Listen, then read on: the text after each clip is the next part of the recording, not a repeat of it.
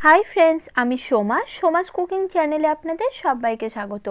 আজ আমি আপনাদের আলু দিয়ে দারুণ মজার একটি নাস্তা বানিয়ে দেখাবো। আর এই নাস্তাটি আপনারা আটা, ময়দা, কর্নফ্লাওয়ার অথবা বেসন ছাড়াই বানিয়ে নিতে পারবেন। নাস্তাটি যেমন মুচমুচে তৈরি হয়, খেতেও জাস্ট দুর্দান্ত লাগে।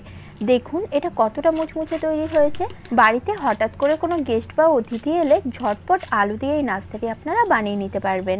চলুন তাহলে এখনই রেসিপিটি দেখে নিন। ভিডিওটি ভালো লাগলে লাইক ও শেয়ার করার অনুরোধ রইল। আর আমার চ্যানেলে যারা নতুন রয়েছেন তাদের কাছে চ্যানেলটি সাবস্ক্রাইব করে আমার পাশে থাকার অনুরোধ করছি। আলুর এই নাস্তাটি বানিয়ে নেওয়ার জন্য প্রথমে আমি 3টে মিডিয়াম সাইজের আলুর খোসাটা ভালো করে ছাড়িয়ে আলুটাকে ছোট টুকরো করে কেটে ধুয়ে নিয়েছি।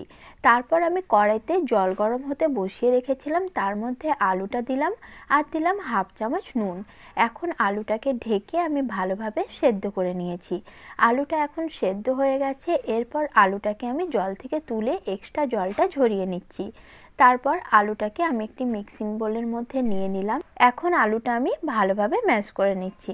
আর আলুটা গরম থাকা অবস্থায় এইভাবে মেখে নিলে আলুটা খুব সুন্দরভাবে মাখা যায়। আর আলুর মধ্যে যে একটা চটচটে ভাব সেটাও থাকে না। আলুটা আমি ভালোভাবে ম্যাশ করে নিয়েছি। এখন একে একে আলুর মধ্যে আমি বাকি কিছু সামান্য উপকরণ অ্যাড করে দেব। দিলাম স্বাদ অনুযায়ী নুন, তারপর দিয়ে দিচ্ছি হাফ চামচ লাল লঙ্কার গুঁড়ো।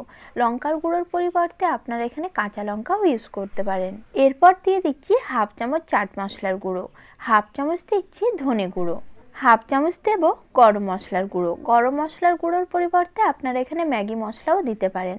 আর হাফ চামচ দিয়ে দিলাম জিরা গুঁড়ো। তারপর এখানে হাফ কাপ আমি চালের গুঁড়ো নিয়েছি।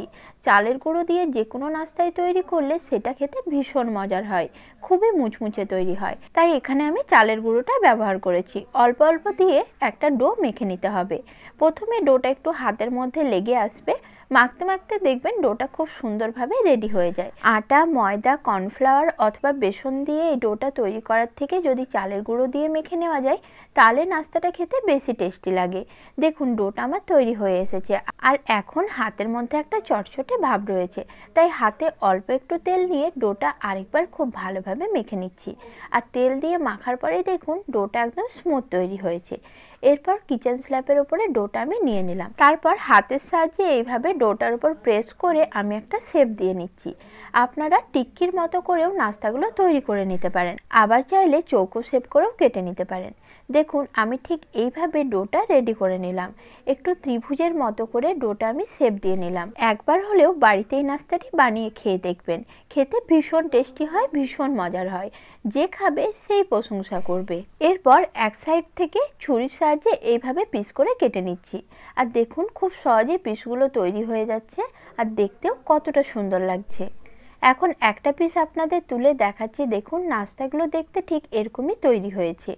এরপর একটি ব্যাটার আমি তৈরি করে নেব।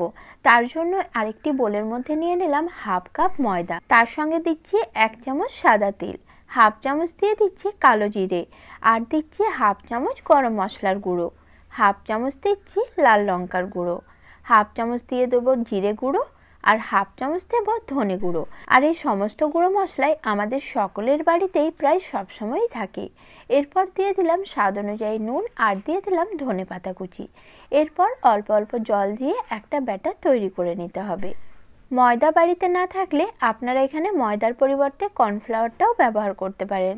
দেখুন জল দিয়ে আমি একটি ব্যাটার তৈরি করে নিয়েছি। আর ব্যাটারের ঘনত্বটা ঠিক কীরকম হবে আমি আপনাদের দেখিয়ে দিচ্ছি। দেখুন এরকমই পাতলা একটি ব্যাটার তৈরি করে নিতে হবে। এরপর নাস্তাগুলো ভেজে নেব। নাস্তাগুলো ভাজার জন্য আগের থেকেই ফ্রাই প্যানের মধ্যে তেল আমি ভালো মতো গরম করে নিয়েছি। এরপর যে ব্যাটারটি আমি তৈরি করেছি তার মধ্যে একে একে নাস্তাগুলো ডুবিয়ে এই তেলের মধ্যে দিয়ে দেব। কড়াইতে ঠিক যতগুলো ধরবে সেই মতো দিয়ে দিতে হবে, যাতে নাস্তাগুলো ভালোভাবে নাড়াচাড়া করা যায়। এরপর গ্যাসের ফ্লেম আমি মিডিয়ামে করে দেব। আর মিডিয়াম ফ্লেমেই নাস্তার এক সাইডটা ভাজা হওয়া পর্যন্ত অপেক্ষা করব।